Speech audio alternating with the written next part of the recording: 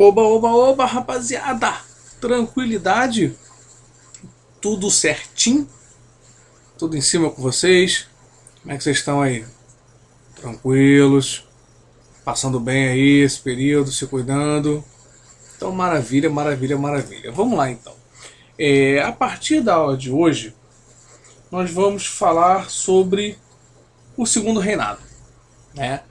Vai render muitas aulas esse segundo reinado, tá? Porque é um período grande da história do Brasil, vai de 1840 até 1889, então é praticamente meio século, onde muita coisa acontece, então a gente precisa, né, de algumas aulas para poder ver tudo com calma, certo? E aí finaliza também o período imperial brasileiro, né? E para essa primeira aula a gente vai ver aqui a política interna, certo? A organização das forças políticas, aí pelo menos no início desse primeiro reinado, como é que vai ficar do início desse segundo reinado, não do primeiro. Como é que vão ficar essas forças aí entre elas, ok? Então, vamos lá. Antes de mais nada, a gente precisa lembrar como é que Dom Pedro II chegou ao poder. Lembrando que o pai dele, Dom Pedro I, foi embora, abdicou ao trono, certo? Largando Dom Pedro II aqui com então 5 anos, praticamente, né? Deixou ele com 5 anos aqui e foi para Portugal. Vocês lembram, né, que ele estava com a situação dele aqui muito complicada, que ele estava com muita dificuldade de governar, a oposição estava muito forte, muitas polêmicas envolvendo o nome dele, assassinato de jornalista, gastos em guerra, dívidas, ele financiando a guerra pelo trono lá de Portugal, sendo que o Brasil não tem mais nada a ver com Portugal, né? A filha dele que estava disputando lá o trono com o irmão do Dom Pedro I, que, enfim, confusão, já que a gente já falou bastante sobre isso. Mas Dom Pedro ficou aqui, Dom Pedro II, e tinha 5 anos, não podia assumir o governo. E aí então a gente tem aquele período que a gente estudou, né, acabou de estudar, do período regencial. Ficou então uma regência que governaria o país até que Dom Pedro II chegasse à maioridade legal, que no Brasil era de 18 anos. Né? Só que nisso começou a pipocar muita coisa. A gente teve uma regência trina provisória, porque quando Dom Pedro foi embora era recesso político, então muitos políticos estavam nas suas cidades de origem e não estavam no Rio de Janeiro. Então formou-se uma regência com... organizou-se a regência com quem estava aqui no Rio, e quando todo mundo voltou, fez uma regência permanente, trina permanente. Depois, em 1834, a gente teve, né, algumas mudanças importantes, que a gente vai falar daqui a pouquinho, e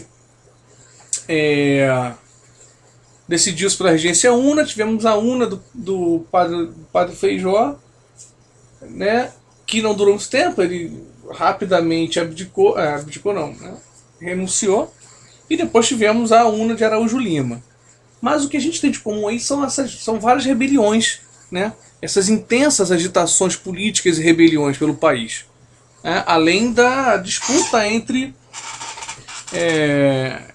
a visão de dar mais autonomia para as províncias ou mais centralização para o poder político. Então essas agitações aqui, mais essa lei interpretativa do ato adicional, o que acontece aqui?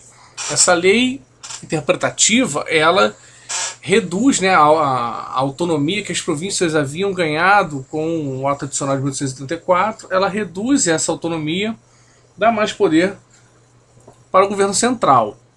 Diante disso, a gente tem muitas rebeliões mesmo. Então, isso aqui também gera ainda mais disputas entre os políticos e mais instabilidade ainda. Então, é fundado o Clube da Maioridade. O que significa isso? O pessoal acreditava, né, muitos políticos liberais que tinham perdido espaço aqui, mas também muitos conservadores, tá? Se juntaram a esse clube. E esse clube desejava a maioridade de Dom Pedro II para que ele pudesse assumir o poder. Eles acreditavam que a figura de um imperador traria mais tranquilidade, traria mais calma para o país, né? Unificaria aí as províncias que estavam rebeldes e pediam a maioridade de Dom Pedro. Então, em junho de 40, foi aprovado o projeto da antecipação da maioridade, né? Então ele tinha 15 anos de idade e se deu a antecipação aí da maioridade de Dom Pedro II, certo? Então, com isso, ele passava a ser considerado maior de idade e podia assumir o trono, o governo. Ele tinha 14 para 15 anos, não tinha nem feito 15 anos ainda, mas logo depois ele fez. Tá? Ele foi aclamado como Dom Pedro II, obviamente, porque o pai dele foi Dom Pedro I, e aí acaba o período regencial e começa o segundo reinado. Tá? Então teve esse golpe da maioridade aí, porque foi uma lei, né, um projeto de antecipação, foi só para ele poder assumir. Essa modificação não foi permanente, nem ficou também depois, né? Só para beneficiar ele. Para ele assumir o poder e aí tranquilizar o país. Certo? Então tá, e aí a gente tem os liberais e os conservadores. São os dois grandes grupos políticos que vão se opor ao longo de todo o governo, ao longo de todo o período do segundo reinado.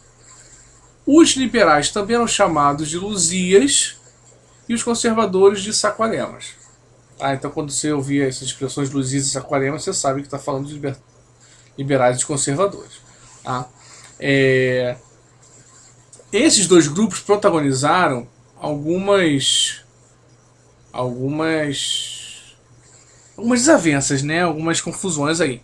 Uma delas é a eleição do cacete, onde, como o nome já diz, eles partiram pro cacete mesmo, né? A gente teve a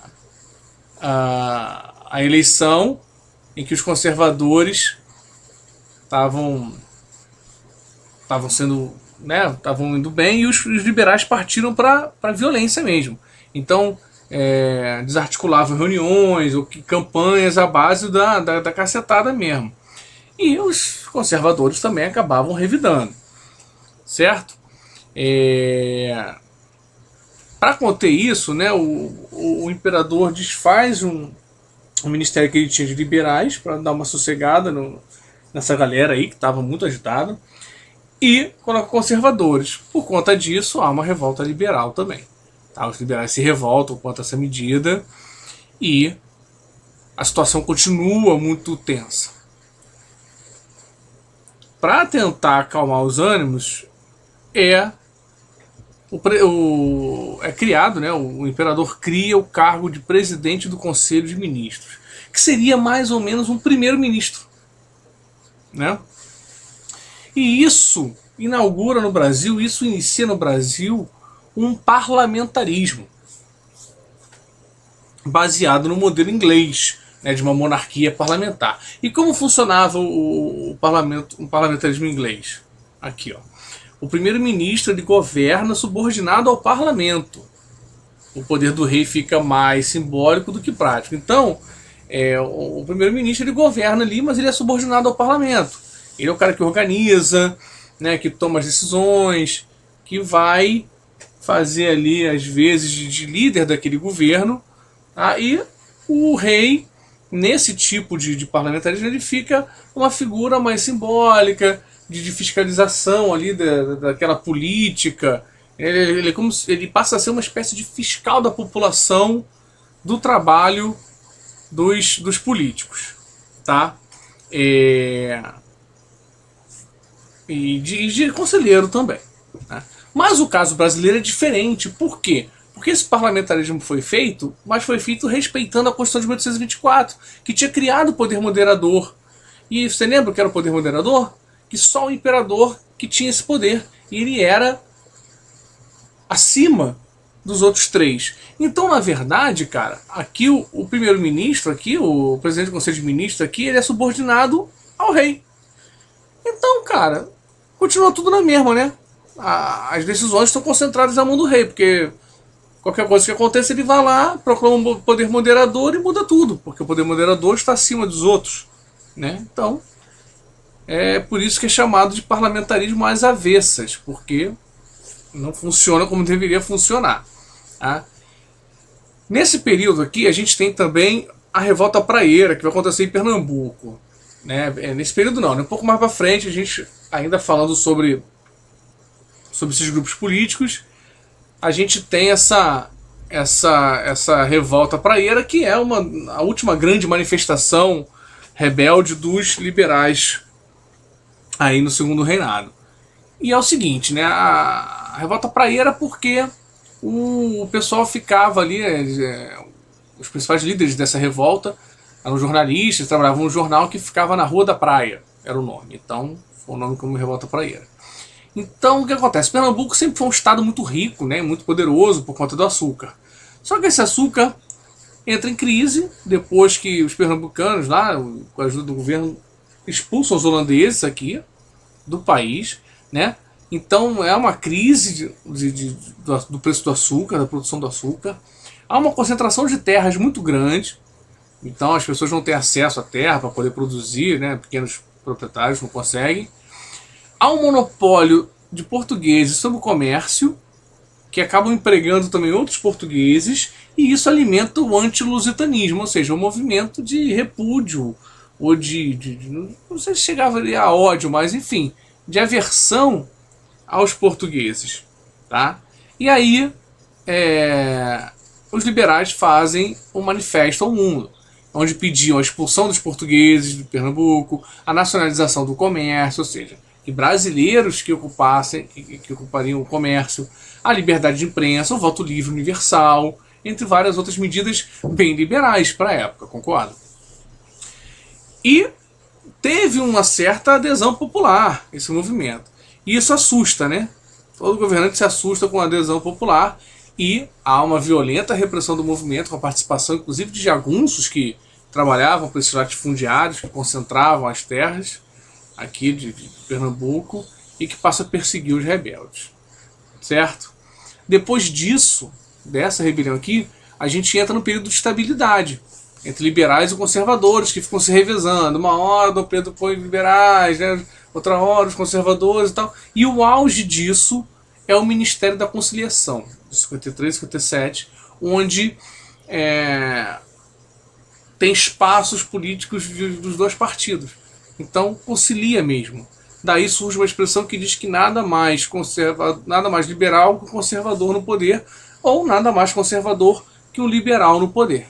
Ou nada mais liberal que um conservador no poder, ou nada mais conservador... Enfim, tô confundindo vocês aqui, mas é de brincadeira. Porque na verdade a ideia é a seguinte, é que não há diferença entre os modelos políticos. Né? Quando você chega no poder, você acaba fazendo a mesma coisa para não perder o poder. Então, não tem muito compromisso ideológico, tanto faz, tem compromisso com o poder. Meu amigo, isso já nessa época. Tá? E aí, a gente vai, na próxima aula, adentrar um pouco mais nesse assunto. Vamos falar aí, né, de mais acontecimentos do início desse período de segundo reinado. Ok? Então, olha, façam os exercícios que vocês têm que fazer, preencham o formulário, gente, preenchendo o nome completo, ok? Não escreve só João, né, ou José, ou Maria. Eu tô pegando nomes aqui, né, que são comuns, porque pode ter mais de um e a gente fica às vezes perdido para poder pegar a tua conceitual, tá? Então preenche lá direitinho seu nome completo, coloca a sua turma e faz com cuidado, porque não dá para você ficar refazendo toda hora, a gente considera só a primeira, tá certo? Então faz lá, faz o exercício do livro, anota as dúvidas e participa da live, meu camarada.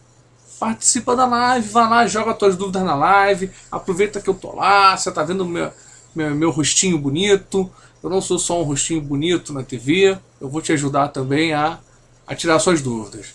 Maravilha? Então, um grande abraço para vocês, tá? E a gente se vê daqui a pouquinho na próxima aula. Um abraço aí, moçada.